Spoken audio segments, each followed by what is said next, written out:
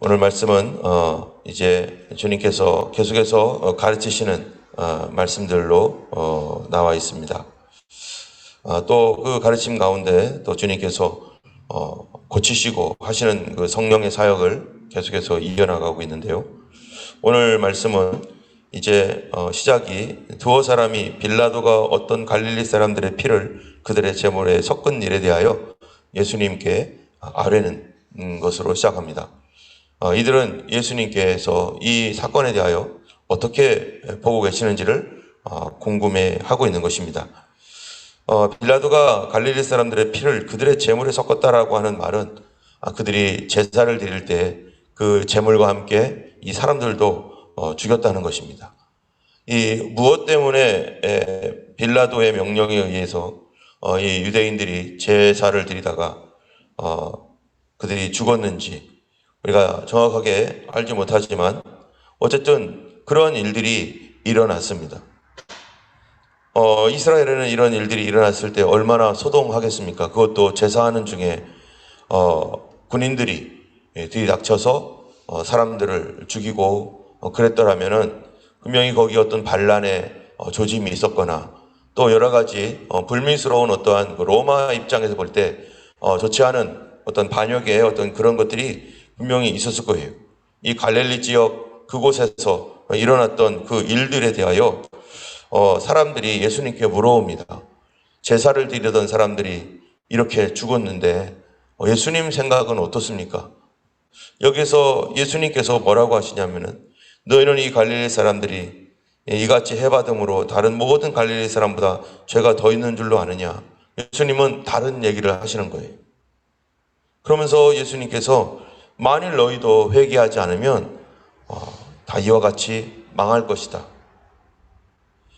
이 예수님의 말씀은 사람들은 예수님께서 이 얘기를 듣고 빌라도가 잘못했다라든지 또는 이 일에 대하여 예수님이 노하면서 어떻게 제사를 드리는 사람을 그렇게 할 수가 있냐는지 이런 대답을 혹시 생각했을지도 모르는데 그런데 예수님은 그들의 생각과는 달리 너희도 만일 회개하지 않으면 이와 같이 망할 것이다 라고 하는 말씀으로 회개에 관한 말씀으로 이 말씀을 인도합니다.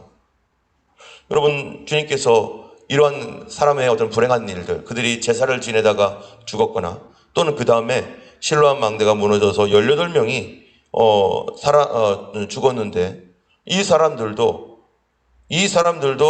너희들보다 죄가 많아서 그들이 죄 때문에 죽은 것이 아니다. 이렇게 얘기를 하시는 거예요. 그러면서 어디로 인도합니까? 회개하지 아니하면 다 이와 같이 망하리라. 이스라엘 사람들은 당시에 무슨 생각을 하고 있냐면은 바로 어떤 사람에게 닥치는 불행, 어떤 한 사람이 닥치는 어려움 이런 거를 보면 분명히 저 사람 무슨 죄가 있나 보다. 분명히 저 사람은 하나님께서 죽일 수밖에 없는 무슨 큰 죄를 저질렀나 보다. 이 제물을 드리다가 저렇게 군인들에게 의해서 빌라도에 의해서 죽임을 당한 사람은 우리가 모르긴 몰라도 무슨 거기에 합당한 죽을 수밖에 없는 죄를 그들이 저지르고서 죄를 하나님 앞에 제사를 드리니까 하나님이 그들을 죽였을지도 모른다. 실로암 망대도 마찬가지라고 이 사람들이 생각하고 있는 것입니다. 그래서 이 어느 예수님께서 길을 가실 때 한 소경이 있는 걸 보고 요한복음에 보면은 요한복음 10장인가요? 거기 보면 뭐라고 합니까? 사람들이 주님, 이 사람이 소경으로 난 것이 도대체 누구 죄 때문입니까? 이게 이 이스라엘 사람들의 생각이에요. 우리도 그런 옛날에 그런 생각을 했죠. 사람들이 어떠한 문제가 있고 어떤 불행한 일을 당하면은 전생에 무슨 죄를 지어서 이런 식으로 얘기를 하고 또 도대체 그 가족 중에 누가 잘못을 했길래 저 사람 분명히 죄인이야. 사도 바울이 이 풍랑에 의해서 이제 유라굴라라는 풍랑 때문에 막 그 배가 뒤집혀서 로마로 가는 길에 막 난리가 났었을 때 겨우겨우 구원을 받아가지고 멜리데 섬이라고 하는 이 그 섬으로 올라갔습니다. 멜리데 섬에 겨우 갔더니 거기서 모닥불을 쬐고 막 추워가지고 있는데 나무를 좀 더 넣으려고 이렇게 나무를 집어넣는 그때 나무 속에 숨어 있었던 뱀이 사도 바울의 손을 물을 때 멜리데, 지금 몰타죠. 몰타에 있는 사람들, 원주민들이 뭐라고 말합니까? 저 사람은 분명히 죄인이야. 저 사람 무슨 죄를 져서 저렇게 될 거야 하면서 이 독사가 물은 그 광경을 보면서 죄인이라고 그들은 그렇게 생각을 하는 거예요. 이게 모든 일반적인 사람들의 전 세계 사람들, 동양이나 서양이나 인과응보라고 하는 이런 생각이 지배를 하고 있던 이 시대. 이 모든 일은 원인과 결과가 있는데 나쁜 일을 했기 때문에, 도덕적으로 나쁜 일을 했기 때문에 그 사람이 이런 벌을 받는다라고 하는 이런 생각들이 있습니다. 이것은요, 이 구약성경에서도 있습니다. 구약성경의 욥기서에 보면은 욥이 어려운 일을 당했어요. 정말로 온몸에 정말 부스러기 같은 문둥병과 같은 것들이 있고, 심지어 구데기까지 기어갈 정도로 몸이 썩어가고 있고, 가족들은 다 무너져서 깨지고, 아내도 자기를 욕하면서 죽으라고 하고, 친구들까지도 자기에게 왔지만 어떻게 해줄 수 없는, 그 당시에 의학으로는요 고칠 수 없는 어떤 심각한 질병과 또 사업이 다 망한 그런 거를 보면서 친구들이 하는 말이 뭡니까? 너 분명히 죄 있어. 너 죄 회개해야 돼. 너 죄가 있었기 때문에 이런 일이 있는 거야. 그 당시 사람들, 고대 사람들이 생각하는 게 뭐예요? 똑같은 거예요. 우리가 무슨 잘못을 했을 때 하늘에서 벌을 내린 거다, 그거는. 그래서 인과응보, 그래서 권선징악이라고 하는 이러한 그 도식을 딱 갖고 도덕적 틀을 가지고 보는 거예요. 도덕적 틀을 가지고. 그랬더니 욥이 뭐라고 합니까? 아니다. 나는 이렇게까지 죄를 지은 게 아니다. 내가 깨끗하지는 않지만 내가 이런 벌까지 받을 정도로 내가 이런 것이 아니라 나는 의롭다. 뭐 이러면서 서로 계속 디베이트를 하잖아요. 우리가 이 세상에 살면서 어떤 사람의 불행을 바라보는 눈이 인간이 도덕적인 관념으로 볼 때 어떻게 본다는 거예요? 비난하면서 본다는 거예요. 다른 사람의 고통을. 저거 분명히 죄를 져서 저럴 거야. 저거 분명히 벌 받는 거야. 그러면 내 마음이 편해요. 그러면 내가 보는 그 사람의 어떤 그런 모습들이 좀 편하고 내가 뭐 안 해도 돼요? 도와주지 않아도 되고 동정하지 않아도 돼요. 저 사람은 벌 받는 거니까. 그런 우리가 피하고 싶은 마음 때문에 수없이 사람들을 비난합니다. 교회에서도 예수님을 믿고 믿음 생활을 하고 있다가 어려운 일을 당하면요. 뭐라고 말합니까? 분명히 하나님께 큰 죄를 져서 저런 거야. 회개해야 돼. 회개해야 돼. 하면서 그러면 나의 어떤 그 도와줘야 될 의무감이 없어지는 거죠. 내가 이 사람 도와주는 거는, 이 벌 받는 사람 도와주는 거는 옳지 않아. 그러니까 저 사람은 벌 받아도 돼 하고 내 마음 편하게 지낼 수가 있어요. 특별히 이 교회에서 얼마나 사람들이 말이 많습니까? 하여튼간 하루 종일 말하고 다니고 여기저기 전화하고 다니고 그런 일들이 얼마나 많아요. 만나면은 무슨 얘기 해야 됩니까? 우리 믿는 사람들이요. 예, 구원받은 얘기, 건강한 얘기, 참으로 하나님의 놀라우신 이야기를 해야 되는데 이 안 믿는 사람보다 못해요. 어떨 때는. 무슨 얘기합니까? 여기 있는 사람들처럼 누구 죄 졌어, 누구가 이래, 누가 저래. 그러면서 계속 다른 사람들이 뭐 하는 것들을 이렇게 얘기할 때 예수님께서 우리들에게 뭐라고 말씀하신다고요? 너도 회개하지 않으면 이렇게 망한다. 그 사람들이 죄가 더 많아서 그런 게 아니다. 우리도 회개하지 않으면, 그 얘기는 뭡니까? 그런 사건들을 볼 때 눈을 어떻게 보라는 거예요? 그 사람이 무슨 죄가 있어 라고 보는 게 아니라 그 문제들을 봤을 때 우리의 눈은 어디로 보라는 거예요? 나도 저 사람이 나보다 죄가 많아서 저런 게 아니라 나도 회개하지 않으면 언제 어느 때 어떤 상황에서 나도 모르게 이런 일들을 당할 수도 있구나. 나도 저 사람이 나보다 의로울 수도 있는데 그렇지 않으면은 나도 이런 일을 당할 수 있구나 라고 하는 것으로 주님께서 눈을 어디로 돌리라는 거예요? 나에게로 돌리라는 거예요. 나에게로. 그렇다면은 지금은 무슨 시간이라는 겁니까? 지금은 하나님께서 우리가 비록 결국 하나님께서 사람들의 범죄에 대해서 심판을 하실 겁니다.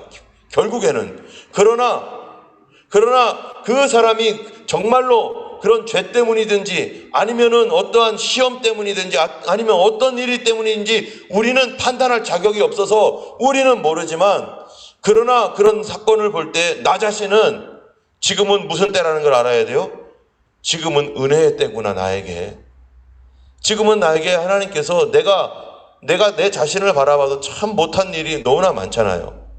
나 같은 사람이 이렇게 되어 있다는 것에 대하여서 참으로 내가 얼마나 하나님 앞에 설 때 부끄러울까.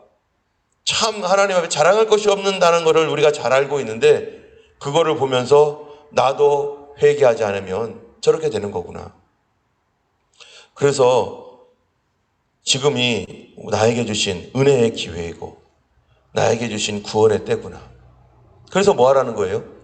은혜의 때와 구원의 때에 우리는 뭐 해야 돼요? 회개하라는 거예요. 우리의 잘못을 다시 돌아보고, 주님, 제가 혹시라도 저런 사람들도 저렇게 어려움을 당했는데 나 같은 사람들이 어찌 저런 일이 없겠습니까? 하나님, 나를 돌아보게 하셔서 나도 하나님 회개할 수 있게 은혜를 주세요. 내가 그거를 알게 되었던 것은 나도 회개하라는 거구나.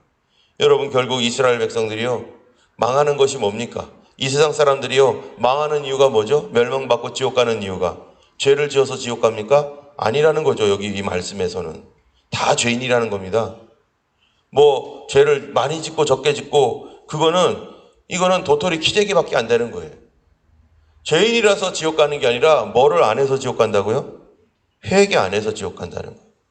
자꾸 자기 변명하는 거예요. 나는 사정이 이렇고요, 저렇고요. 물론 사정 없는 사람이 어디 있겠습니까? 그런데요, 죄를 지을 수밖에 없는 사정이 있었을지라도 회개하는 게 더 중요한 거예요. 하나님 나라 갔었을 때 거기에 의로운 사람이 갑니까? 죄를 한 번도 안 지은 사람이 거기 오겠습니까? 주님이 다시 재림하여 오실 때 어떤 사람이 올라가겠어요? 죄 한 번도 안 짓고 깨끗한 사람이 올라가겠습니까? 누가 주님의 나라에 합당한 사람입니까? 바로 회개한 사람이라는 거예요.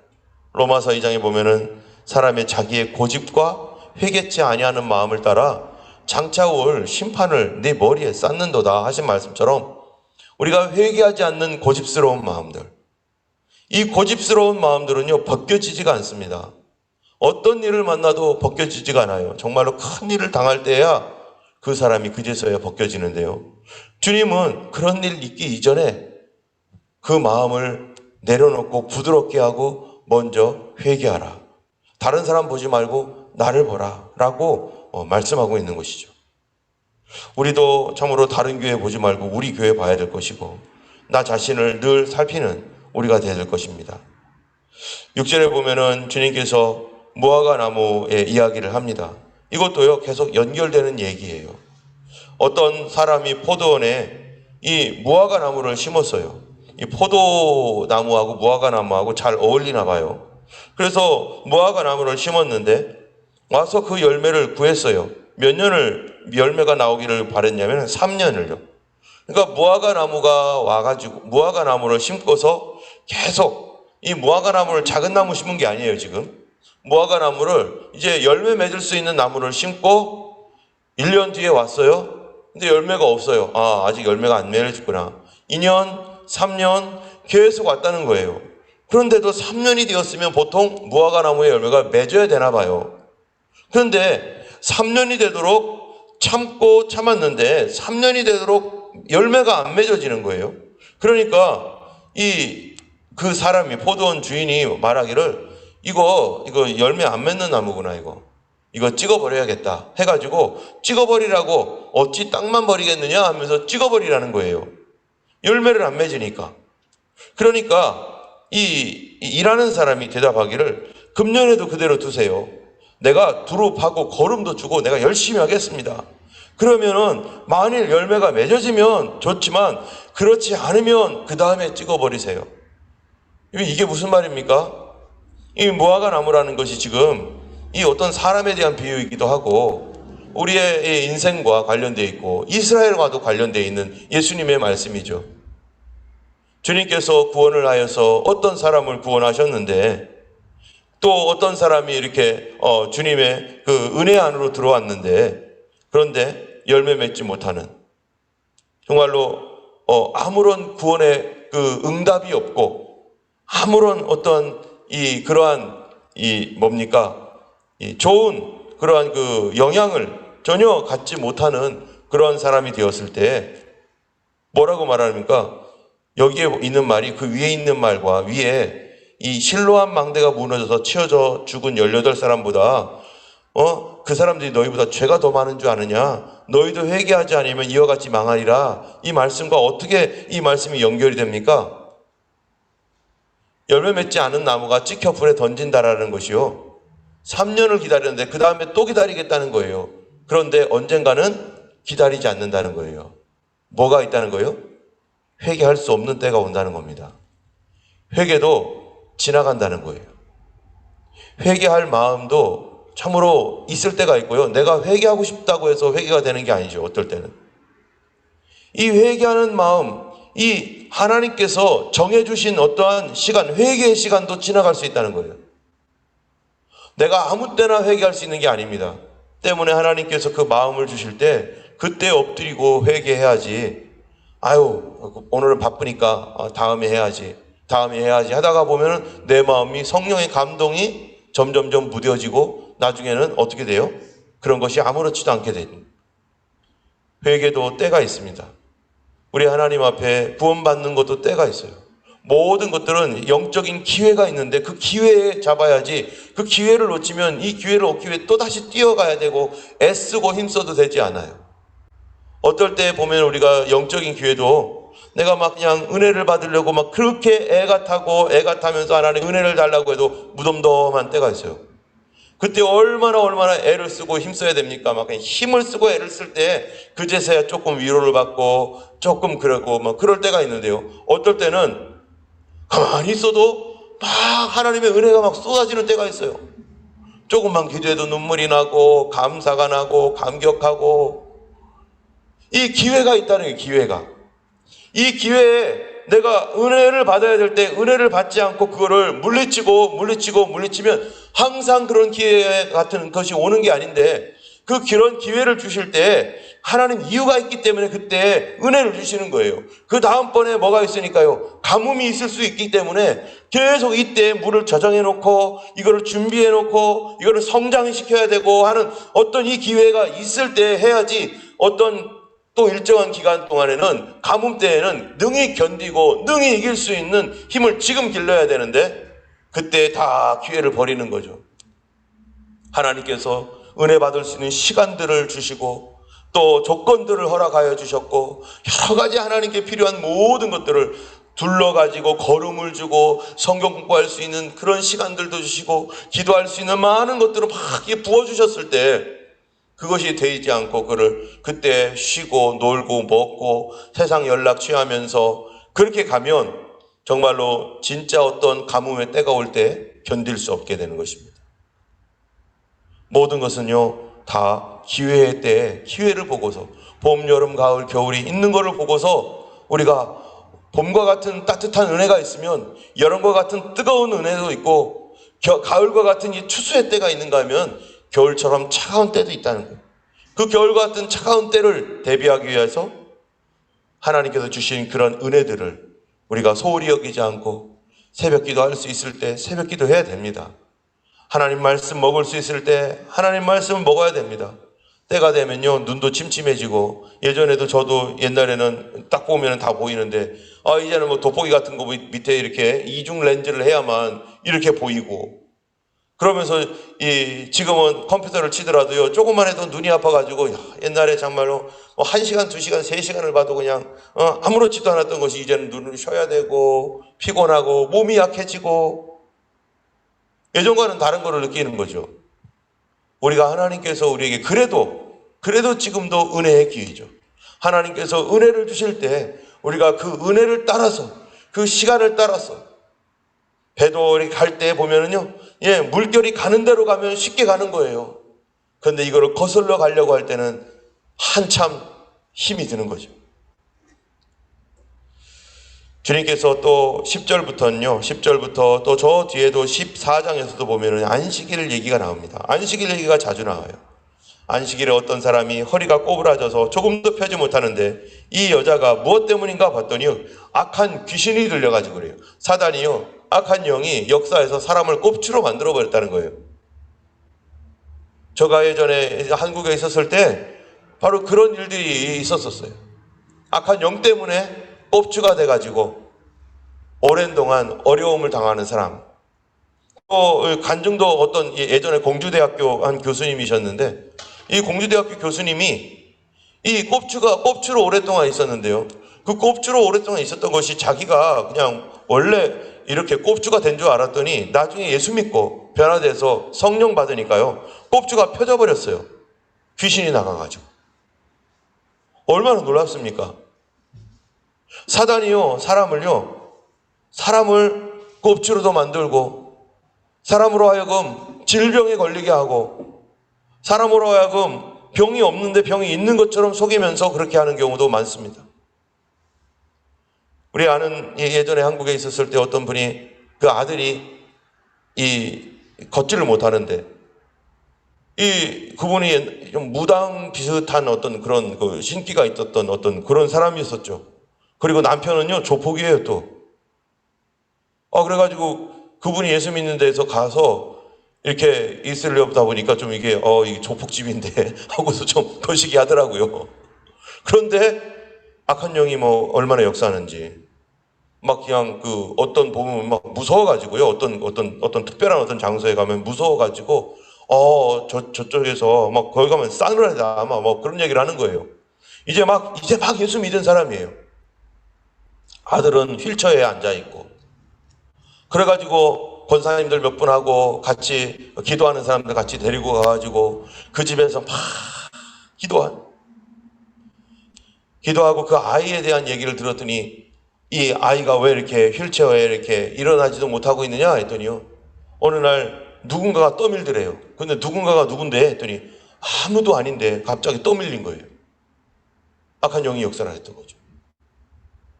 그래서 그 아이를 위해서도 기도하고, 그리고 그 집에 그런 것들을 위해서 막 기도했었을 때, 그러고서 얼마 후에 제가 이제 호주로 왔는데, 근데 그 집에 있는 그런 악한 어떤 영들이, 악한 것들이요, 떠나갔어요.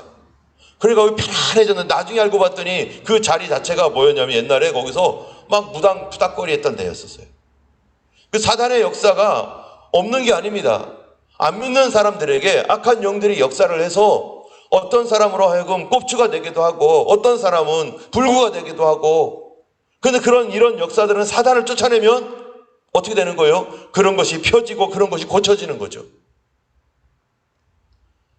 이 여자도 무엇 때문에 어떤 일로 인해서 이렇게 꼽주가 되었는지는 알지 못하지만, 어쨌든 악한 영이, 귀신이 이 사람을 꼬부라져 조금 더 펴지 못하게 그렇게 만들었습니다. 근데 그 여자에게 예수님께서 안식일에 내가 병에서 놓였다 하고 안수하시니까, 여러분 안수할 때 뭐 한다고요? 성경에 보면 너희가 손을 얹은 즉 나으리라. 이 예수님이 안수를 하셨어요. 그래서 사도들도 안수를 하는 겁니다. 사도들도 예수님의 그 안수의 기름 부음을 받아서 사도들도 안수를 받고 이제 사도로 부름받고, 그 사도들이 안수를 받은 그 사도들이 또 다른 사람을 안수해서 그들도 목회자로 세우고, 그들도 다른 사람을 안수할 수 있도록 해주고, 그래서 안수를 해서 이 여자를 고쳐놓았습니다. 그랬더니 회당장이 예수님이 안식일에 병 고쳤다고, 안식일에는 쉬는 날인데 왜 치료행위 했냐고, 왜 병을 고쳤냐고 그러면서, 이게 바로 무슨 사람입니까? 이게 종교의 영이에요. 여러분, 예수님은 사람을 자유롭게 합니다. 우리 삶을 자유롭게 해요. 그래서 이 복음을 받아들이면은 이 사람으로 하여금 마음이 풀어지고, 몸도 건강하게 되고 고침받고, 그리고 사람의 생각이 자유로워져서, 예전에는 막 이렇게 어떤 것들도 막 움츠려들고 두렵고 이랬던 것들이요, 이제는 믿음으로 우리 주님 함께 하신다, 믿음으로 막 나가는 이 자유를 얻습니다. 그런데 종교는 사람을 자유롭게 하는 게 아니라 사람을 묶어버립니다. 안 믿는 사람이 예수를 믿었어요. 그런데 성령으로 말미암아, 복음으로 말미암아 자유롭게 되는 게 아니라 종교로 말미암아 묶여버리면 이전보다 더 어려워져요. 종교의 영이라는 것은 이 복음을 가장한 가짜죠. 이거는 다른 종교에도 얼마든지 있고, 다른 종교는 다 그래요. 사람을 법으로 묶어버려가지고 자유롭지 못하게 만들고, 그것으로 말미암아 꼼짝달싹하지 못해서 사람을 어렵게 만듭니다. 그런데 예수님께서 주일이 아니라 안식일날 사람을 자유롭게 했더니, 그 사람을 고쳐줬더니, 이 종교의 영, 종교는 뭐라고 합니까?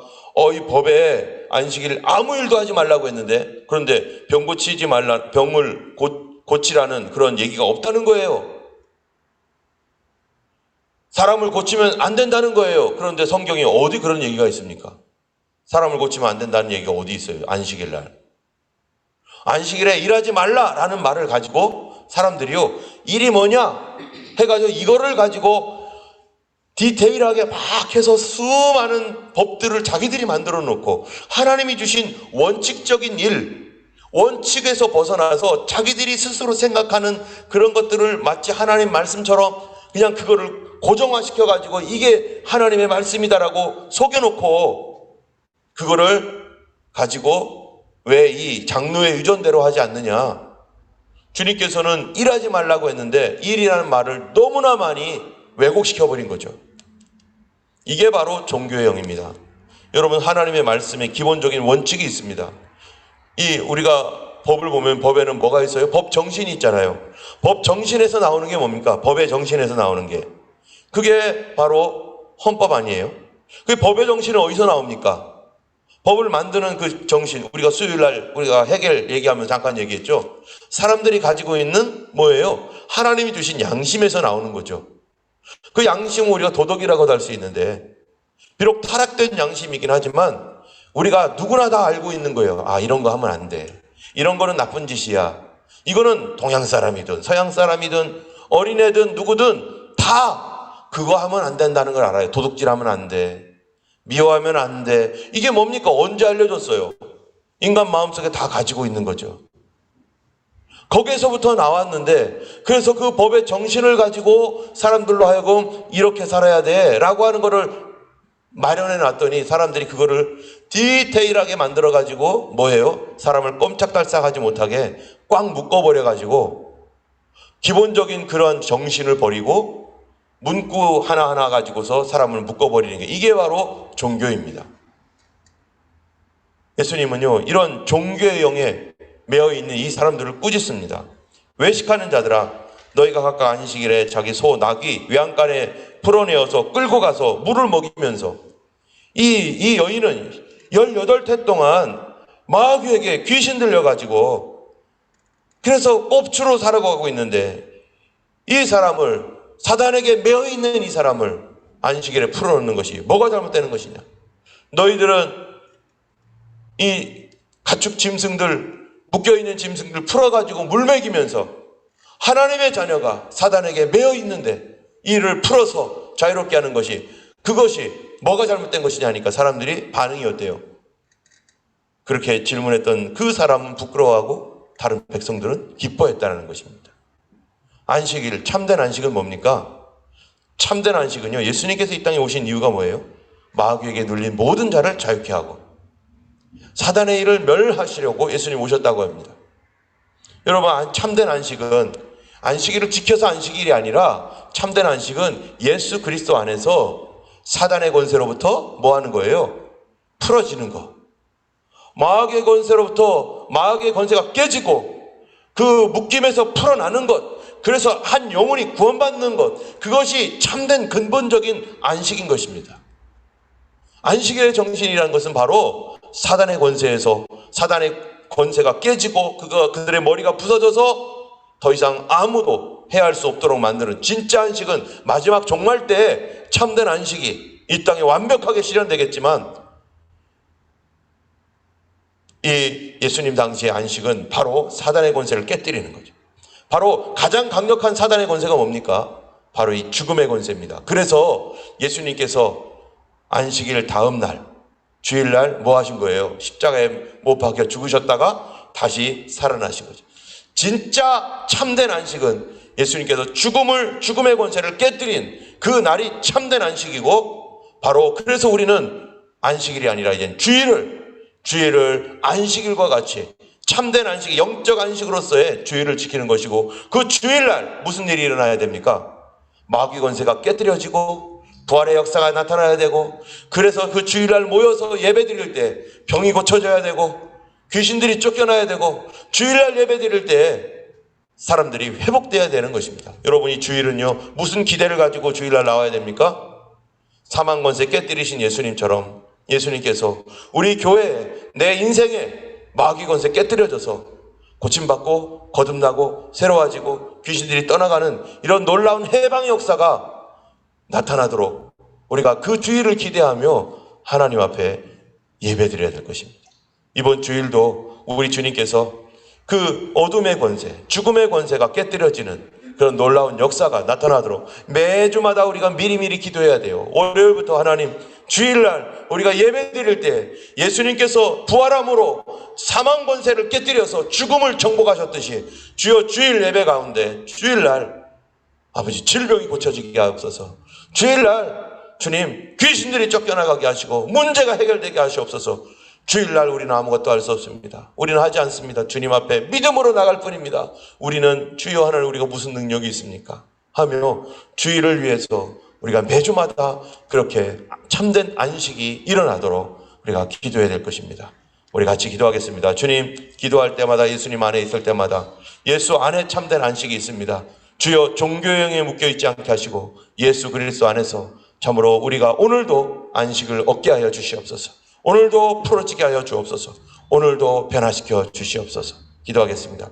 걸어가신 주님 감사합니다. 오늘도 우리와 함께하여 주시는 주님의 은혜를 감사합니다.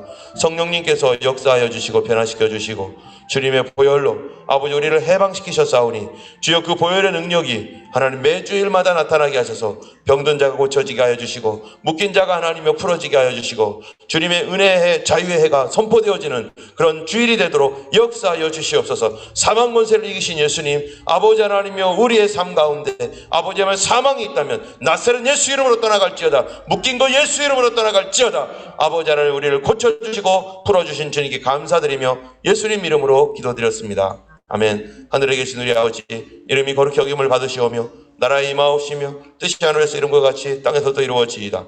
오늘날 우리에게 일용할 양식을 주옵시고 우리가 우리에게 죄의 연제를 사하여 준 것 같이 우리를 죄에서 사하여 주옵시고 우리를 시험에 들게 하지 마옵시고 다만 악에서 구하옵소서. 되게 나라와 권세와 영광이 아버지께 영원히 있사옵나이다. 아멘. 오늘도 승리하시는 하루 정말로 그런 주의를 위해서 여러분 꼭 기도하시기 바랍니다.